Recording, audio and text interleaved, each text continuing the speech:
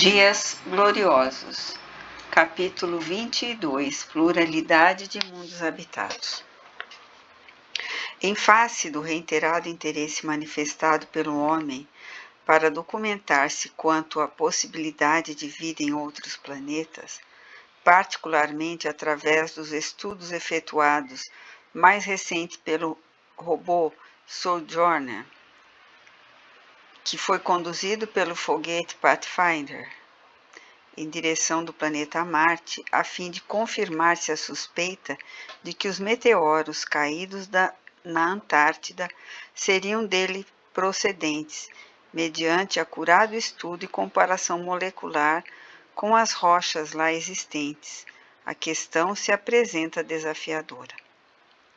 Os astrônomos, entusiasmados com esses fragmentos de pedras que passaram a ser identificados sob a sigla SNC, esperavam que as análises encetadas no planeta vermelho viessem determinar que as fissuras neles existentes, caso procedessem dali, poderiam ser registros de seres microscópicos, o que significaria a presença de alguma forma de vida, num passado de pouco mais de 3 bilhões de anos. Os resultados dos exames das rochas marcianas, porém, foram algo frustrantes, porque demonstraram que as suas eram semelhantes às da Terra, portanto, diferente dos fragmentos dos meteoros sob observação. A vida que parece repetir-se sempre tem no planeta terrestre características próprias à sua constituição. Portanto, expressa na forma humana, conforme conhecida, e nas demais que resultam dos fatores mesológicos propiciatórios à sua manifestação, variando as condições ambientais, sem dúvida, ela que se apresenta de acordo com os diferentes padrões característicos das adaptações e necessidades evolutivas. Ademais, considerando-se que a vida não é somente o conglomerado celular, mas que está presente no campo de energia onde se movimenta o princípio inteligente, não necessitando, portanto, de matéria para existir, essa lhes torna somente um acessório oportuno para desenvolvimento dos valores latentes. Observando-se, porém, o universo, detectam-se aproximadamente mais de 100 bilhões de galáxias, sendo que aquela na qual se encontra a Terra é constituída de 250 bilhões de estrelas, qual nuvem de poeira sideral, espraiando-se pelos espaços imensuráveis do cosmos. Segundo alguns estudiosos especializados em astronomia, nossa galáxia teria a forma de um hiperboloide tetradimensional, que mereceu de Albert Einstein a conceituação de ser um hipercilindro tetradimensional, com uma extensão de 120 mil anos-luz e um diâmetro de 30 mil anos-luz. Nesse colosso, o sistema solar quase não tem significado, podendo ser considerado um perdido grânulo de pó sem qualquer sentido astronômico. Reflexionando-se que o Big Bang, que teria dado início ao cosmos, ocorrer há 15 bilhões de anos, dado, aliás, muito discutido, em razão de haver se detectado estrelas cuja origem remontaria a época muito mais recuada, partindo-se da premissa materialista de que todos os astros aí se originaram, aqueles que se hajam deslocado do epicentro e conseguido condensar-se com maior anterioridade do que a Terra possuiria condições específicas para manifestar a vida, que agora estaria em um estágio mais adiantado do que a do homem contemporâneo. Desse modo, em nossa galáxia, se for levada em conta a possibilidade de que ao redor de cada estrela se apresentam em órbita gravitacional alguns planetas, seria óbvio supor-se que, se encontrariam na ordem de milhões aqueles que manifestariam vida dentro dos padrões conhecidos, desde que a sua origem ocorreu no fulcro central de onde surgiu também o orbe no qual evoluímos.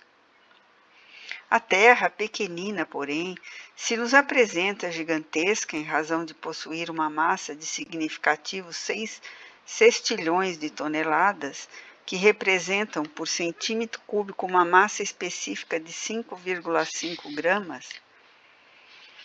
No entanto, o Sol que a vitaliza é maior 1.300.000 vezes,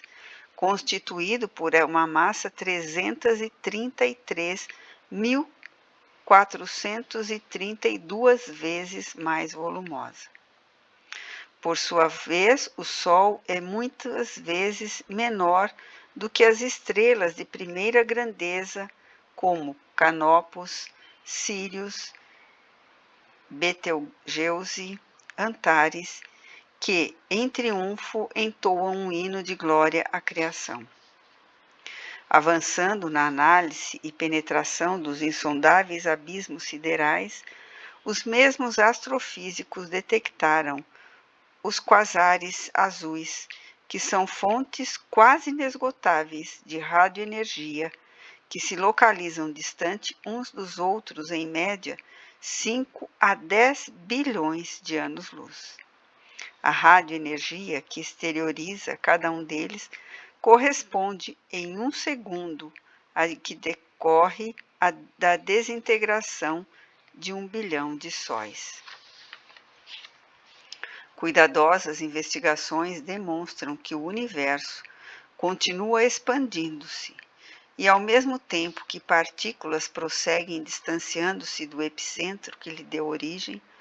outras já se encontram viajando de retorno ao núcleo. Velozmente avançando no conhecimento do cosmo, descobriram também que todo ele é resultado de peculiar substância negra, ainda não fotografada, porque invisível, no entanto, responsável por quase tudo quanto nele existe. Tal substância, em razão da sua peculiaridade, seria constituída de neutrino, micropartícula concebida pelo físico alemão Wolfgang Pauli em 1930 e somente detectada por fotografia de alta velocidade em região muito profunda do solo no ano de 1955 e que, embora considerada matéria, é destituída de massa, de campo magnético e de campo elétrico, não obstante presente em todo o universo. As observações mais audaciosas através de imagens captadas e transmitidas pelo telescópio Hubble em órbita terrestre registraram o contínuo surgimento de novas galáxias e o aniquilamento de estrelas e outros conglomerados absorvidos pela força gravitacional dos denominados buracos negros. Qual seria, perguntar-se-ia, a finalidade de um universo desconhecido, infinito e em desenvolvimento incessante, nem sequer concebido em toda a sua grandiosidade, caso não exista vida fora da Terra? Após essa questão, outras surgiriam, como, por exemplo, existirá apenas um universo?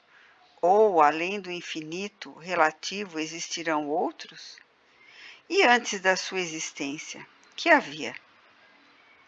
A conceituação materialista sonha com a presença de forças que se anulavam interminavelmente nesse nada, antes existente, até o momento em que algo modificou um dos campos e houve a grande explosão que assinala o início de tudo. E a imaginação perde-se em conturbadas buscas para negar a casualidade universal inteligente, geradora dos efeitos conhecidos e de outros ainda não detectados, exclusivamente com o desejo mórbido de tudo reduzir ao caos. Apesar da teimosia e continuada obstinação negativista, paira acima de todas as dúvidas a lógica derivada da razão, afirmando que a vida não é patrimônio do acaso, do vácuo, do não existente. Como inevitável consequência, se expressa em dimensões variadas, inimagináveis, povoando todo o mundo de energia, onde quer que se apresente e de forma inteligente, em lugares que lhe propiciem o crescimento, a evolução. Jesus, o construtor da Terra, fitando a imensidão dos astros, já nos seus dias, asseverou com sabedoria e conhecimento de causa: na casa de meu Pai há muitas moradas. E Allan Kardec, o discípulo fiel, baseado nas comunicações dos espíritos e na lógica irretocável que lhe era característica, confirmou a pluralidade dos mundos habitados, que constituem moradas espirituais, pelas quais transitam os seres no rumo de sua perfeição. Quando o homem conseguir chegar ao planeta Marte, visitando-o pessoalmente, em oportuna viagem espacial, após haver estado na Lua, onde erguerá plataformas que facultarão os audaciosos saltos mais amplos, conhecimentos terá da realidade da vida, do espírito imortal que é, capacitando-se melhor e mais profundamente para curvar-se ante a grandeza do Criador e erguer um hino de louvor à vida na qual se encontra mergulhado e de onde não poderá fugir.